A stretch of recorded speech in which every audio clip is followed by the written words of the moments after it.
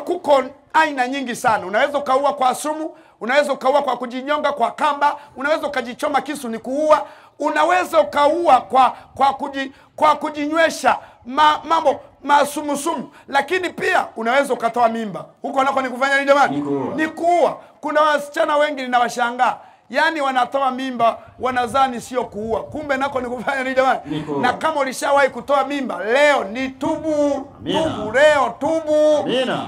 Leo tubu baba, tubu mama. Kuna madada wengi sana wametoa mimba, yani siku ya starehe unalikuta limeachama meno yote yako nje, linashangilia mimba inaingia masanja miguu hivi, halafu mimba inaingia linakunywa Panadol. Ukome kwa jina la Yesu. Amina. Na kama ulitoa mimba, fanya nini? Tubu.